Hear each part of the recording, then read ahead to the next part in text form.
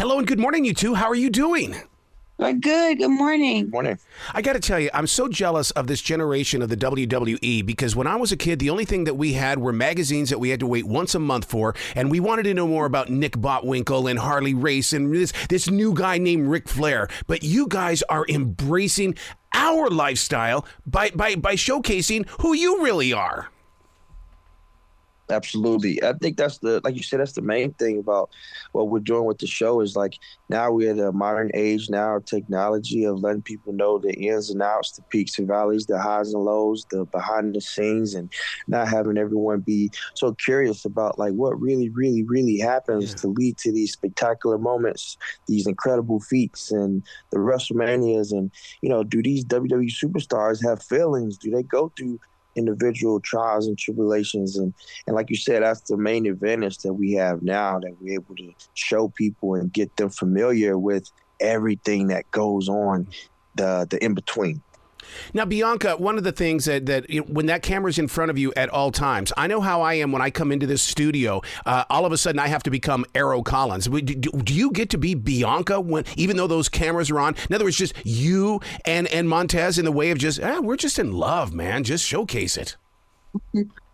That's really what we wanted to focus on when filming this show. We're so used to having the camera and the red light come on and us being in front of the camera, but we're usually in the ring and we are, WWE superstars, and we're these larger-than-life characters. So when the camera started following us around and all of a sudden this camera was in our living room, for me, I automatically went to go into Bianca Belair WWE superstar mode because that's what I was used to. But, we talked about it and we're like, no, we're not going to be performative. We just want to be us and show a different side of us, the human side of us. And so we really focused on that, of just trying to be real, authentic, and genuine while we're at home to just show who we are outside of the ring. So I think we did a pretty good job at that, and we hope everybody enjoys it when they watch the show.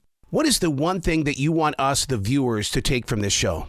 Everything in life comes with patience, diligence, endurance, but love is the one that kind of secures and helps and prevails all. And that's kind of like we wanted to let everyone know. Man, I'll tell you what, I'm so proud of the way that you guys did the marketing on this. First of all, it's everywhere. Everybody's talking about it. And you're kind of snuggling up to the Royal Rumble, which is just like, oh my God, they are in the perfect position for the entire world to see them.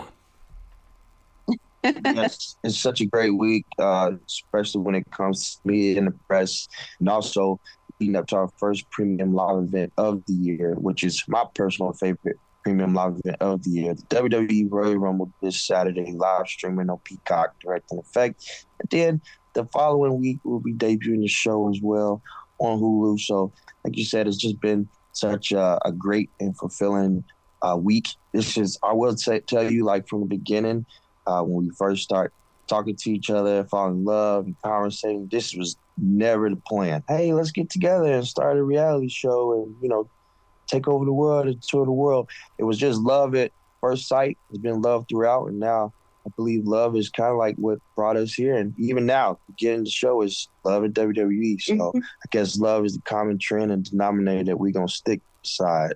We're going to stick beside it. What's so inspiring about your love story is the fact that you get to share your journeys together. Because I remember when I first met my wife, we've been together for 32 years, and she looked at me and she says, don't give me any of your DJ ego crap. I know people more famous than you. And I thought, I'm with the right person. Because, you guys got to be in the same thing. When you're in that limelight in the WWE, and all of a sudden you get to go be with your best friend, you get God.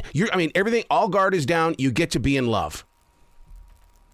Yeah, definitely. It's really cool. Like my husband, sometimes he's like, yeah, I see you out there in the ring and you got your glitter lipstick on and your makeup on. And then I come home and I take everything off. He's like, this is my favorite version of you. I like both versions, but this is my favorite version of you. And you're home. He says, because the whole world doesn't get to see this version. This is just for me. Yeah. And now I'm like, well, now we're doing a reality TV show. So, but no, it feels really good to be able to do, what we love with the person that we love, and we get to share the highs and the lows, but we get to come home and vent to each other and talk with each other and enjoy each other.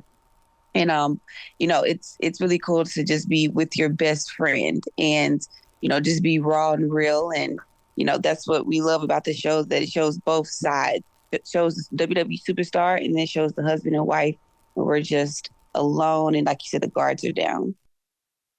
Montez, you've been fun to watch only because you didn't come from a sports background, basically. I mean, you had to learn how to step into the world of sports entertainment. And I like that word entertainment only because I remember my martial arts teacher telling me it is martial arts. You've got to bring the art to this performance. And how did you learn how to do that, Montez?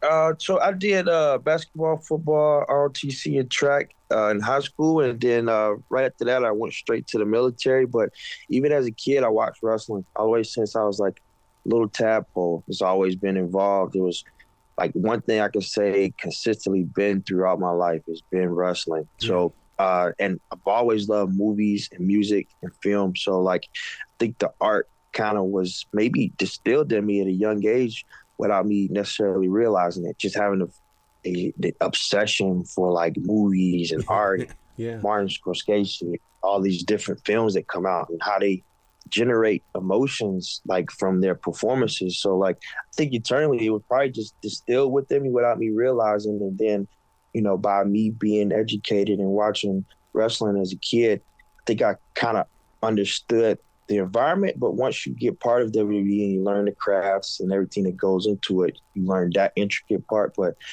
just thank God, I guess the movies and the love of wrestling and the background of sports kind of helped me, translate to what I'm doing now in the WWE. But I also have an obsession with it, just obsession with the WWE universe, but obsession of just making people have a great feeling, a great emotion. As I said in the beginning, when I was a kid, we had magazines of Nick Botwinkle and Harley Race and all the other professional wrestlers that helped shape this generation that we've got today. The perception of the professional wrestler has changed so much over the years. Look at the perception that we're going to get from you guys. Yeah. No, for me, I think we both want to go into this just with the opportunity to really show everyone what it means to be a WWE superstar, especially people who may not watch wrestling or may not know a lot about WWE.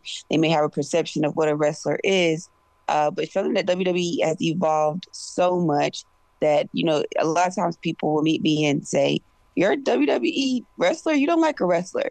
So we really want to change that perception and show them that, wrestling is cool, wrestling's dope, and being married is cool when you find your best friend and find, your tag team partner in life. So I just want them to take away from the show, what it really means to be a WWE superstar, the ins and outs of what we do, how we get to WrestleMania, and just showing that wrestling is for everybody. It's cool, and marriage is cool too.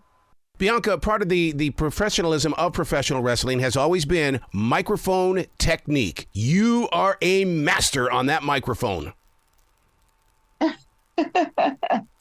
Thank you. Yeah, a lot of what we do is getting in the ring and cutting promos. And what's interesting about that is that, we're in there cutting promos for 5 minutes, sometimes 10 minutes, but we don't have a teleprompter. Everything is live. God. So everything it's improv or it's memorization.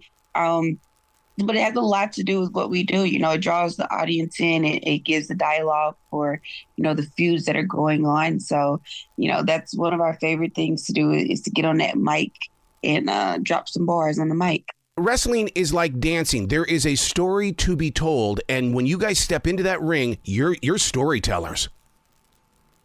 Yes, 100%. And I'm glad you said that because I always feel like the greatest thing about our profession is that we're able to tell live stories with our bodies and our actions. Like we have our promos and we have the backstage segments, but the match is really where you cultivate and you really, really, really bring in the WWE universe on what you guys have been going through. You can tell your story through, like you said, the art of the acrobatics and the incredible things that we're able to do with our bodies. And I think that's what sets us apart for so many other sports entertainment industries is the fact that we tell these stories and then we're able to do these stories in real time using our body. Yep. And I think that's the greatest thing about it.